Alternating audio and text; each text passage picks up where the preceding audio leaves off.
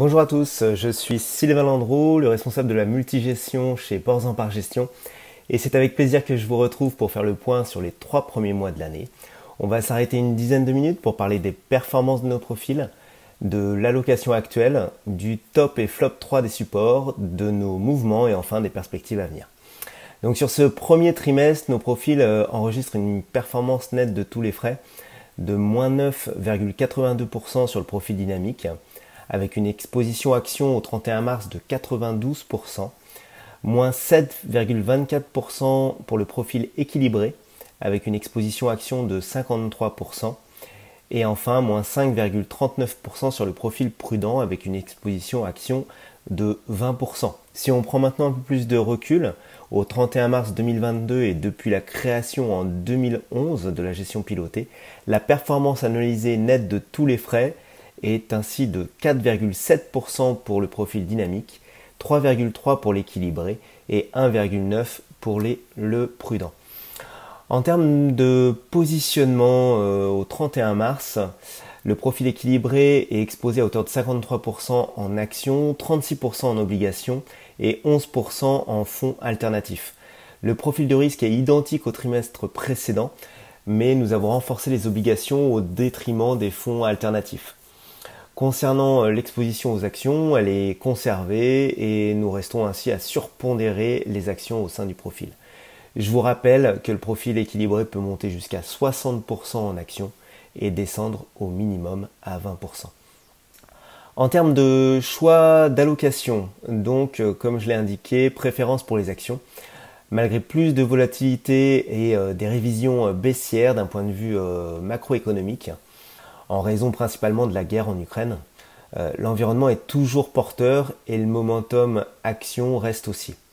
Au niveau des styles, on a une préférence pour une gestion défensive value.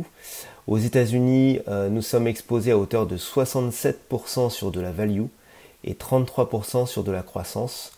En Europe, nous avons principalement des fonds, ce qu'on appelle blend, donc sans biais de style.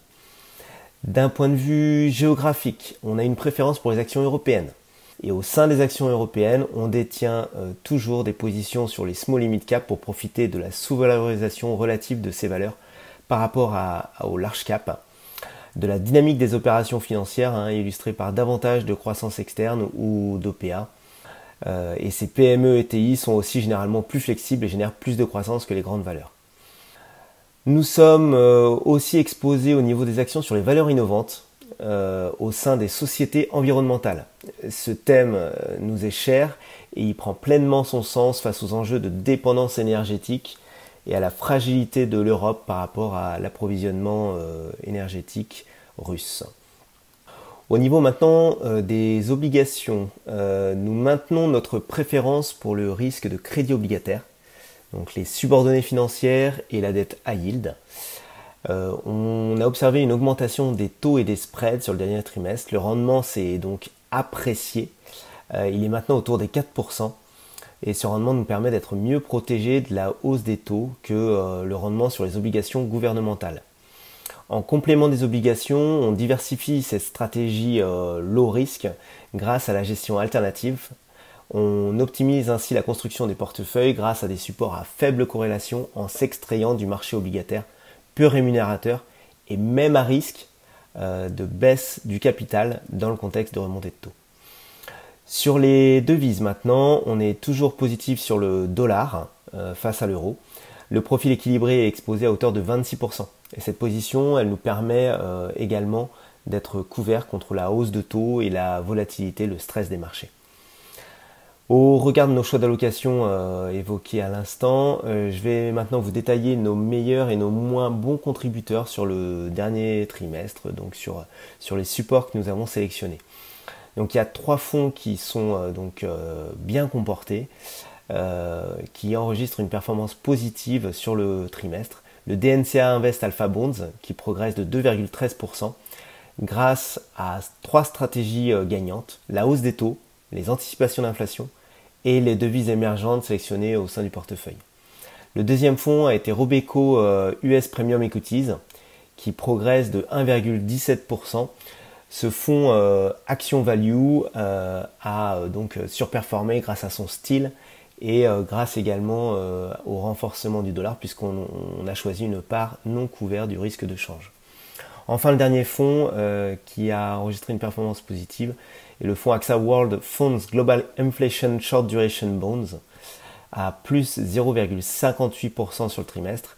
Il a profité du contexte tout simplement inflationniste. Sur les trois détracteurs, les trois fonds les moins performants, nous avons le Morgan Stanley US Advantage qui baisse de moins 24,94% en dollars et moins 23,37% en euros. A contrario du fonds Robeco cité précédemment dans les tops, les valeurs de forte croissance aux États-Unis ont été délaissées, notamment en raison de la hausse des taux et d'un contexte sanitaire offrant un peu plus de visibilité sur la réouverture de l'économie. Je vous précise que ce fonds a été au fur et à mesure des périodes allégées, mais on détient quand même encore une position au sein des portefeuilles. À moyen long terme, on estime que ça sera une position gagnante. Le deuxième fonds, c'est le fonds Comgest Growth Europe, qui baisse de moins 12,80% et qui a pâti également de son style croissance en Europe. Et enfin, le dernier fonds, le BlackRock Euro Markets, qui baisse de 12,06%.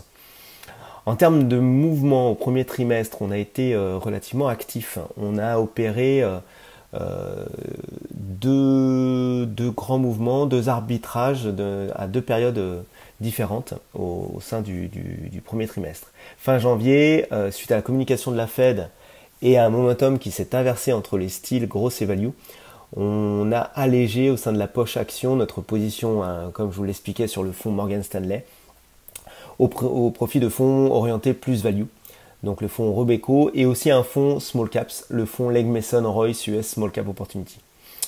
Mi-mars, nous avons renforcé les actions américaines et allégé les actions européennes. Le choc à la hausse sur les prix de l'énergie et les matières premières, plus globalement de la situation en Ukraine, de la guerre en Ukraine, auront un impact plus limité sur la croissance du PIB aux États-Unis qu'en Europe.